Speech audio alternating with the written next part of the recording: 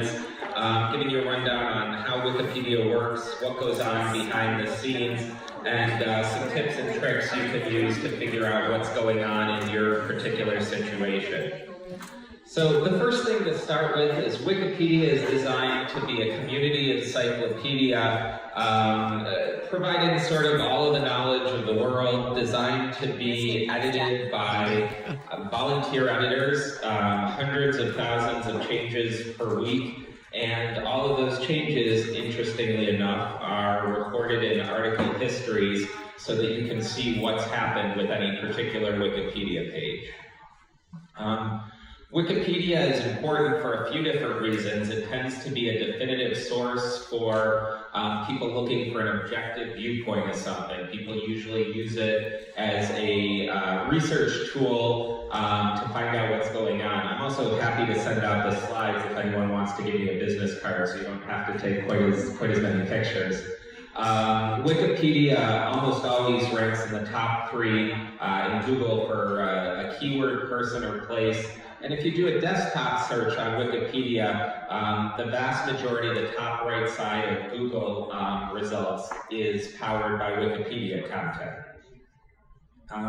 So it provides a huge amount of social proof. If you look on the left, you see IBM's search results in Google with that sort of knowledge graph over on the right, which over time you come to associate with a substantial company, versus if I look at my local lock store, there's no information sort of there over on the right. So it's a much more skeletal sort of page that you see when you look at it. Same thing with individuals. Unfortunately, there's a very famous Josh Greene, so I don't get my own picture up there on the top right side. But you can see that he's up there in the top right, versus another name doesn't have that top right, and all of that text is coming off of the first paragraph in Wikipedia introducing a person to you. So first tactic is just understanding Wikipedia and how it comes to be. A lot of times there's sort of a view of Wikipedia as this monolithic community. Our page got rejected by Wikipedia, and edit got taken down by Wikipedia.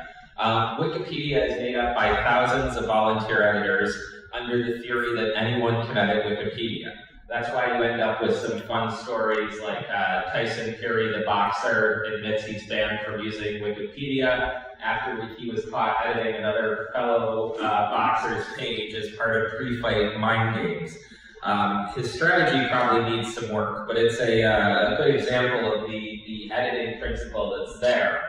That said, when you start to look under the hood, Wikipedia starts to look a little bit more complicated. The way a Wikipedia page is typically created is someone decides that a particular topic is notable to them and they want to write a page.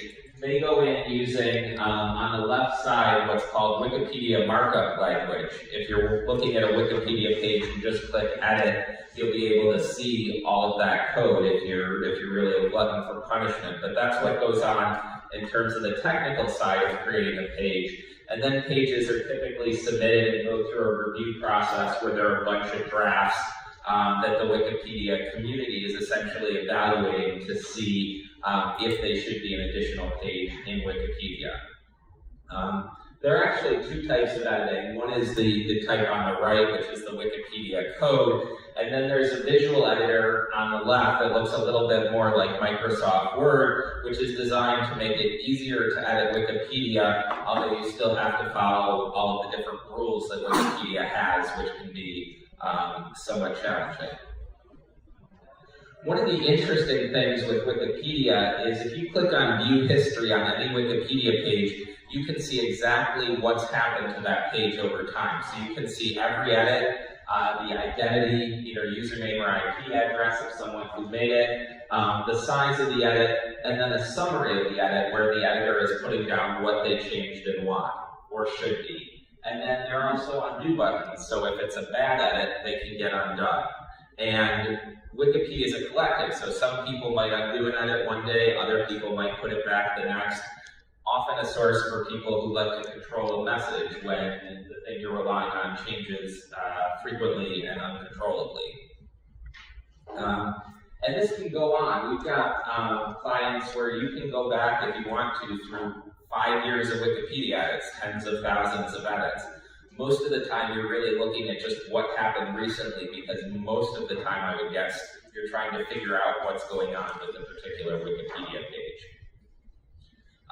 So the editors thing. All animals are equal, but some animals are more equal than others. There are people who have a lot of street credibility within Wikipedia. There's some administrators, and Wikipedians really love, more than editing Wikipedia, arguing about editing Wikipedia. Who should be editing it? Why should they be editing it? What conflicts of interest do they have? And that oftentimes ends up with things like this, where someone's been banned temporarily, permanently, for well-intentioned edits most of the time, where you run afoul of some sort of rule within Wikipedia. So we'll talk a little bit about why that happens and how you can avoid it. It's interesting, there was a years-long debate about Danzig, whether it should be its German name or its Polish name. I can't even pronounce the Polish one, but this went on for years, people arguing about how to put the name of the city into Wikipedia, and they fought about it until they finally came to a resolution. So Wikipedia is not necessarily a great place to try and edit if you're easily frustrated. So one of the key things is educating internally. A lot of times there's questions that come up from CEOs, from senior communications people about what's going on with the Wikipedia page. The more you can sort of explain the process, the better off you are. And part of what helps is at the top left of every Wikipedia page is something called the talk page. It's designed for people to discuss changes to the page. It's also designed for people who technically have a conflict of interest, which is in reality almost anyone who's interested in a page. You work somewhere, you like it, whatever it is. The talk page is where, for example, employees of a company can suggest changes to the page that Wikipedians can then debate and decide whether or not to make changes to the page. But it's also a great way to find out what the issues are with the page and how they've been dealt with in the past. Number of best practices also that are useful for organizations to keep in mind. You generally want to get involved with Wikipedia if you're going to be editing or interacting with Wikipedia, sort of taking things slow and steady. One of the things we always recommend is if you're going to get involved with Wikipedia, there are feeds of new pages, pages that need help with editing. You can learn how to use Wikipedia. You're not immediately jumping into the page you care most about in the world, so you can try out and make some other mistakes if you're going to do that. There are a number of Wikipedia rules, which are sort of pillars of the community in terms of, and I'll highlight the ones that tend to be problematic, a neutral point of view. So our recommendation is generally avoid adjectives. Wikipedia is supposed to be an encyclopedia, so things like best or only tend to get shot down pretty quickly. Copyrights is another big issue. If things have appeared anywhere else on the internet, they're assumed to have a copyright association and will get taken down. That's especially challenging with pictures. You'll see a lot of famous people with pictures that look like selfies. The reason for that is all the other pictures of them probably had copyright issues. So those pictures that look like they were taken by someone with them are the only ones that seem to stick. And then the last one beyond sources is notability. This tends to come into play if you have someone or a company who's thinking about starting a page. You need impartial coverage and third-party sources. So it's not enough just to be quoted a bunch of times. There need to be profiles, and you need to meet this standard of notability, which is a little bit amorphous, but is usually where people run into trouble when there's a desire to have a Wikipedia page immediately, and there isn't enough coverage out there to justify it. So in terms of sources, the good sources, and you can see on the right side, there are pages and pages of thoughts on what constitutes a reliable source.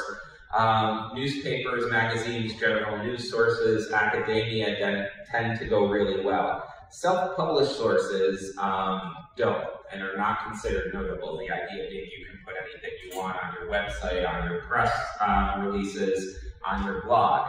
That makes it really challenging, especially for organizations and companies that might be smaller or might not have a lot of press coverage. That one tends to be a little bit of a gray area, but it's just something to be aware of. If sources get taken down, it's oftentimes because it's not considered a reputable source in the Wikipedia world. Third thing that's helpful is just understanding what can go wrong with Wikipedia, what kind of problems may pop up. There are four major things that can happen. Wikipedia can get edited any time, false or biased information, and big controversies. Wikipedia getting edited at any time, obviously a challenge because you probably are not sitting around checking Wikipedia constantly. We have a couple monitoring tools that can email you that I'm happy to send out, but it's still the same thing. Usually the worst possible edit will happen at the worst possible time, not at 2 p.m. on Wednesday when everyone's at their desks. It can also get edited for a little while by anyone with anything. So you see Oren Hatch's entry got updated with his home address and contact information. That got taken down fairly quickly, but I would imagine that wasn't his favorite thing to deal with that day. And then you see that during the political cycle, the edits to campaign pages really have ramped up greatly over time. So that's always something that's interesting to have to deal with if you have identity issues or positions or things like that. You also have fun things like this where someone's created a bot that tweets out whenever anyone who has an IP address on the Hill makes an edit to anything. So the whole anonymous Wikipedia idea sometimes goes out the window too. The stereotypical example is editing your own rep's page from his office, which usually gets noticed fairly quickly and is a smidge embarrassing. I see a head or two sort of nodding in acknowledgement.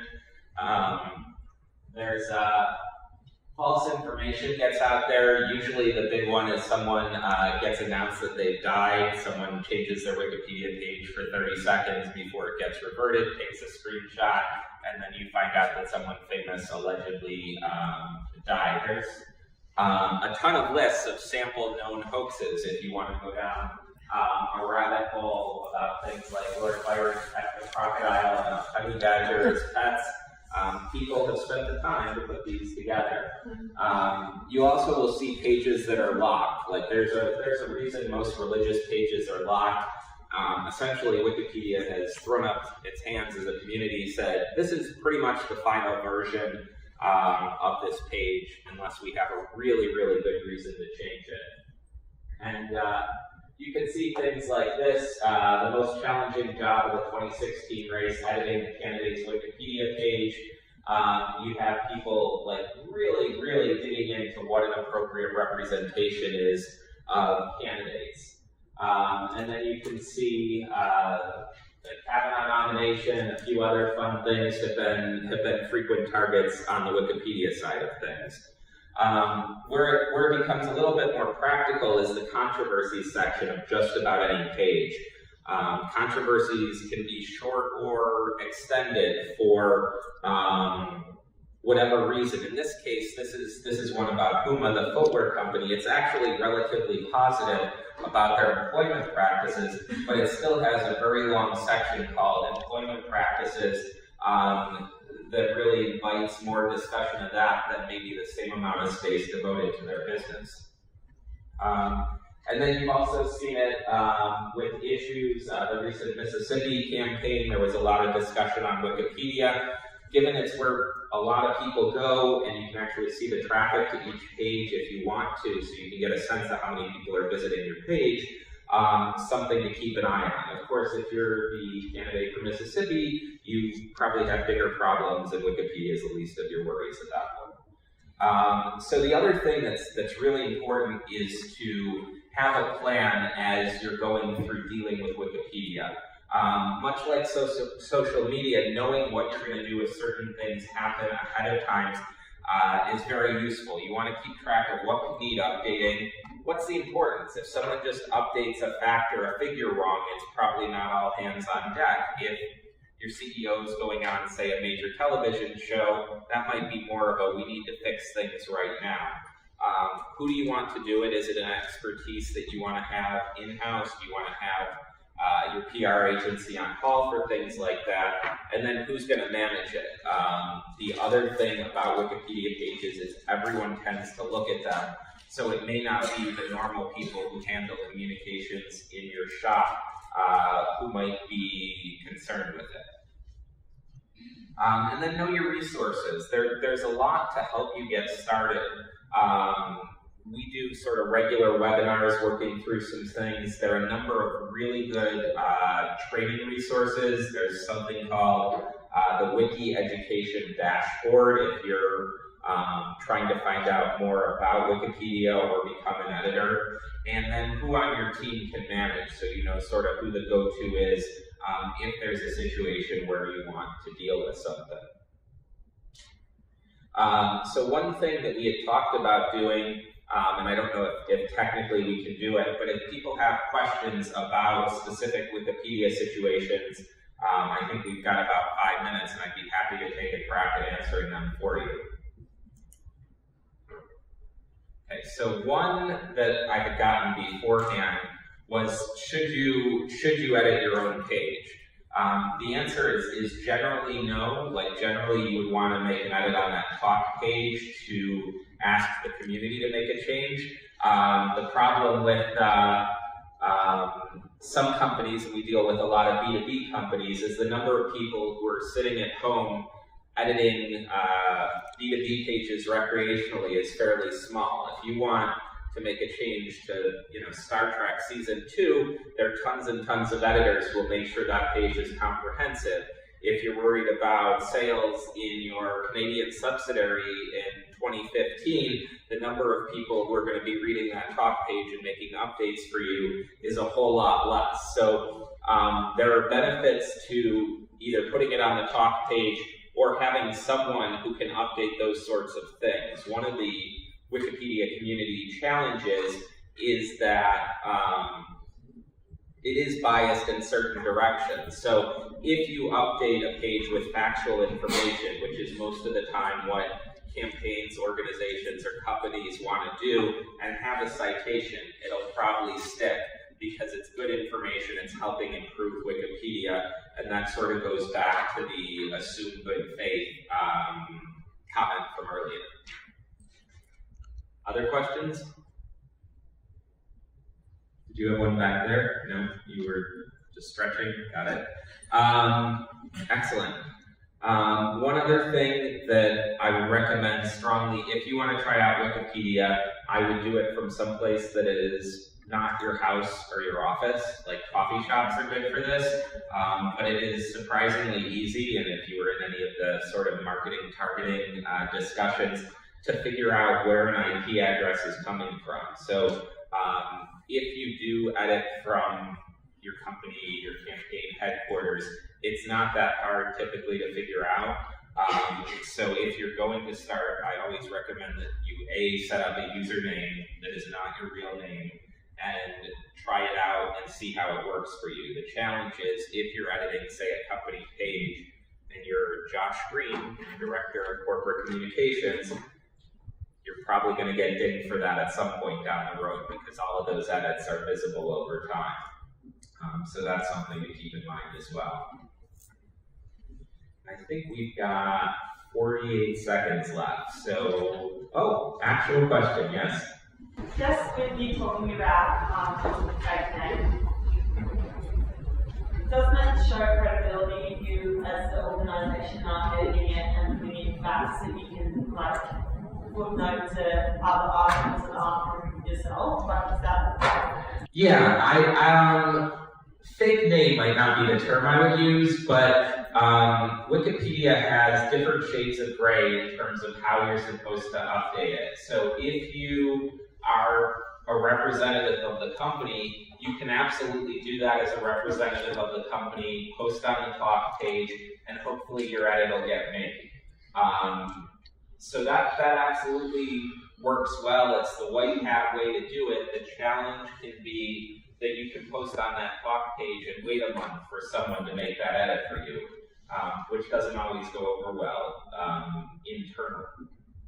That said, I've seen a number of people who've done that, and then after a few days just updated the page themselves with "this is a fact," and I'm updating it. You know, our number of employees is X tens of thousands, and that's worked fine.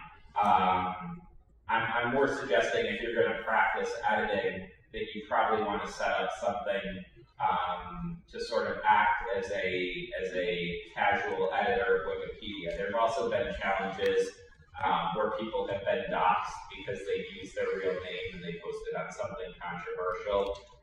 So it's worth giving some thought to it at the start of this to figure out what you're doing. If you're just posting corporate updates, you're probably absolutely fine. I still would sort of discourage using your real name just because there's downsides to it in terms of some people just hate some corporations or organizations or political candidates.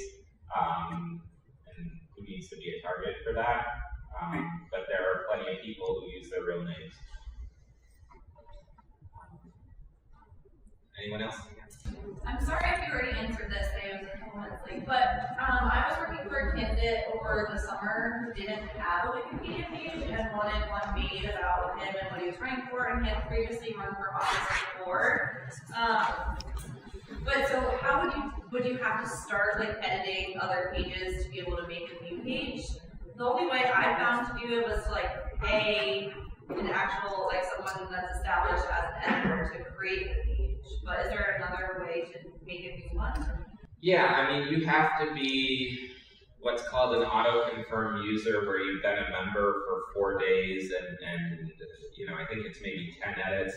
But you could then create a page and submit it. It would go into sort of the general queue, which can take forever, which I'm sure in a political campaign was not what anyone wanted to hear.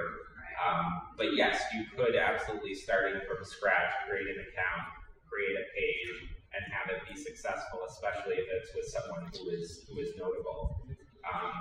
And I'll stick around at the back, just sort of outside the door, and can talk to you a little bit more about it or any other questions that people might have. So thanks again, and I think we'll wrap up here.